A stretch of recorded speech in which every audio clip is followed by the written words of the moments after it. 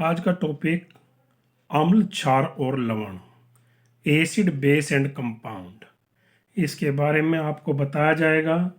जैसे कि मैं पूर्व ज्ञान को जोड़ते हुए आपसे पूछना चाहता हूँ, आपने नींबू खाया होगा, सिरका पी चखा होगा, दही खाई होगी, इमली खाई होगी, कच्चे आम खाए होंगे। वे आपको कैसे लगते हैं?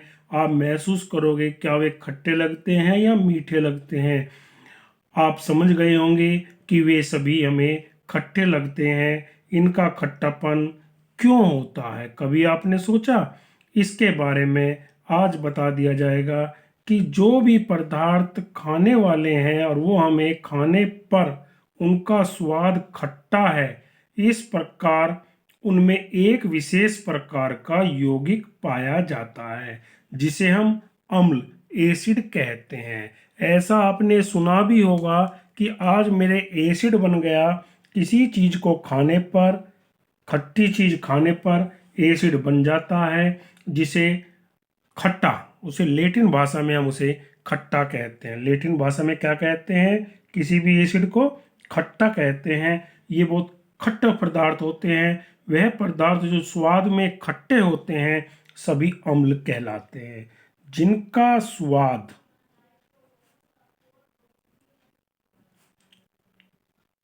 खट्टा होता है वे सभी अम्ल कहलाते हैं। वे सभी क्या कहलाते हैं? अम्ल कहलाते हैं। कुछ अम्ल तो ऐसे होते हैं जो बहुत क्षीण होते हैं, हल्के होते हैं। कुछ बहुत दुर्बल होते हैं, जो हम खाने में प्रयोग करते हैं, जिनका प्रयोग भोज्य पदार्थ के रूप में किया जाता है, उन्हें हम दुर्बल अम्ल कहते हैं। क्या कहते हैं? दुर्बल अम्ल कहते हैं।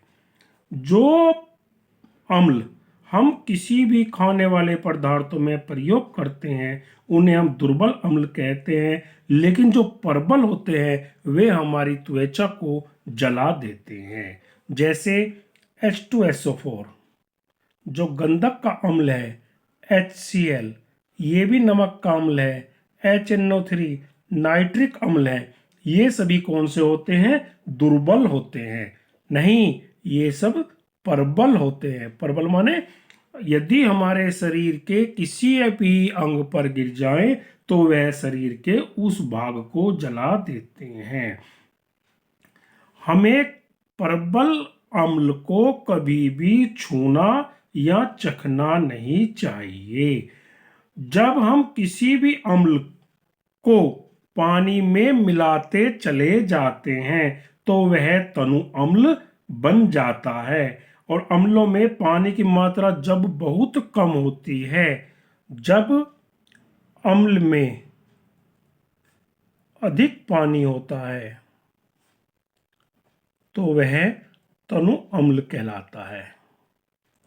और जब अम्ल में कम पानी होता है वह सांद्र अम्ल कहलाता है, जो बहुत खतरनाक होता है, जो हमारे शरीर के हिस्से को जला देता है। यहाँ एक छोटी सी बात बता दूं, यदि कोई प्रबल अम्ल हमारे शरीर के किसी भी अंग पर गिर जाए उसे तब तक पानी से धोता रहना चाहिए जब तक वे ठंडा ना हो जाए। अम्ल की एक और पहचान होती है, जिस किसी भी यौगिक के अंदर हाइड्रोजन आयन जुड़ा हुआ होता है वे सभी अम्ल कहलाते हैं। जैसे HCl, H2SO4, HNO3 ये सब अम्ल हैं। तो अम्ल वे पदार्थ हैं जो स्वाद में खट्टे होते हैं। दूसरी बात, क्षारक। क्षारक क्या होते हैं? ऐसे पदार्थ जो हम छूते हैं, किसी भी पदार्थ को जब हम छूते हैं और छूने पर वे साबुन जैसे लगते हैं। साबुन कैसा होता है? साबुन चिकना होता है, साबुन जैसे लगते हैं। वे सभी भस्म, भस्म या क्षारक या बेस कहलाते हैं। ऐसे पदार्थ जो स्पर्श करने पर साबुन जैसे लगते हैं भस्म या क्षारक या बेस कहलाते हैं। जो भस्म या क्षारक जल में अत्यधिक घुल जाते हैं अधिक घुल जाते हैं वे सभी, जो जल के अंदर घुल जाते हैं अधिक मात्रा में, वे सब क्षार कहलाते हैं। जैसे NaOH, इसकी पहचान है जिसके साथ में OH आयन जुड़ा हुआ होगा वे सभी क्षार होंगे।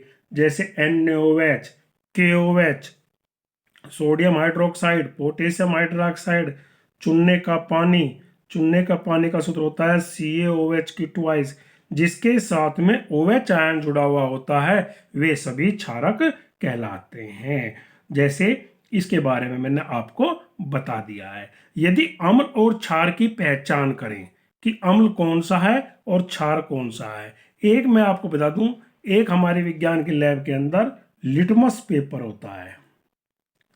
लिटमस पेपर जो एक पट्टी सी होती है, ये दो तरह का होता है, नीले रंग का और लाल रंग का। कैसे कैसे रंग का? नीला और लाल। नीले लिटमस पेपर को, जो नीला लिटमस पेपर है, किसी भी अम्ल में डुबा दें तो यदि वह लाल हो जाता है तो वह अम्ल है। और यदि लाल लिटमस पेपर को किसी क्षार में डुबा दें तो वह नीला हो जाता है। इसकी पहचान नीला लिटमस, यदि हमने अम्ल में डुबा दें, यदि वो लाल हो गया तो अम्ल है, और यदि क्षार में डुबा दिया और लाल लिटमस नीला हो जाता है। ये इसकी सबसे बड़ी पहचान होती है। तीसरा है हमारा ये लवण। अब लवण क्या है? यदि अम्ल और क्षार दोनों की क्रिया करा दी जाए तो हमें लवण प्लस जल प्लस उष्मा प्राप्त हो जाती है। अम्ल तथा क्षार मिलकर क्या बनाते हैं? लवण तथा जल तथा उष्मा बना देते हैं। जैसे एक अम्ल है, अम्ल वह होता है जिसके साथ में हाइड्रोजन आयन जुड़ा हुआ होता है, HCl। क्षार कौन सा है? जिसके साथ में हाइड्रोक्सिल आयन NaOH जुड़ा हुआ होता है। इन दोनों के मिलने से ये हिस्सा अलग हो जाता है। क्या बन जाता है? NaCl, sodium chloride plus H2O। तो ये क्या है? लवण है। ये क्या है? पानी है। ये क्या है? अम्ल है। और ये क्या है? क्षार है। तो याद रखना, एक अम्ल और एक क्षारक मिलकर लवण तथा जल तथा उष्मा, कुछ उसमें उष्मा भी प्राप्त हो जाती है, उसे हम लवण कहते हैं। जब किसी अम्लीय विलयन में क्षारीय विलयन को मिलाया जाता है तो दोनों विलयन एक दूसरे के प्रभाव को उदासीन कर देते हैं। इस क्रिया को उदासीनीकरण क्रिया कहते हैं। और उदासीनीकरण से जो पदार्थ नया बनता है वह लवण कहलाता है। एक अम्ल और एक क्षार मिलकर लवण तथा जल तथा उष्मा प्राप्त कर देते हैं। जैसे और भी बहुत सारे लवण हैं। सोडियम क्लोराइड, जिसे हम नमक भी कहते हैं, जो हमारे खाने वाला नमक होता है। सोडियम कार्बोनेट, जिसे हम क्या कहते हैं? कपड़े धोने का सोडा कहते हैं, सोडियम कार्बोनेट। और भी होता है NaHCO3, ये होता है खाने का सोडा। ये भी क्या है? लवण है। तो जिसके साथ में, इसकी मोटी सी पहचान बताई मैंने अम्ल की, जिसके साथ में हाइड्रोजन आयन जुड़ा हुआ होता है वे सब क्या कहलाते हैं? अम्ल कहलाते हैं। जैसे H2SO4, HCl, HNO3। जिसके साथ में OH जुड़ा हुआ होता है वे सभी क्या कहलाते हैं? क्षारक कहलाते हैं। और एक अम्ल और एक क्षार से मिलकर जो बनता है वो लवण कहलाता है। यहाँ मोटी मोटी बातों को मैं एक बार फिर बता दूं। जैसे सिरका, नींबू का रस, दही, इमली, खट्टा आम, ये सभी अम्लीय पदार्थ हैं। कड़वा या कसेला स्वाद वाला पदार्थ क्षारीय हो सकता है।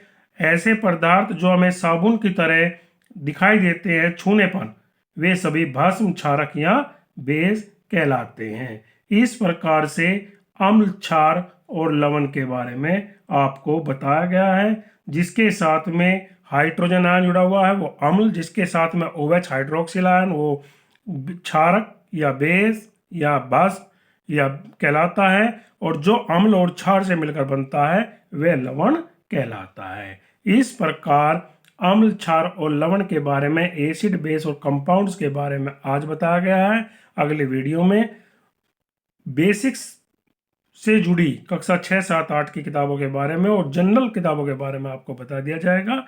यदि कोई बात समझ नहीं आए कमेंट बॉक्स में लिख देना। धन्यवाद।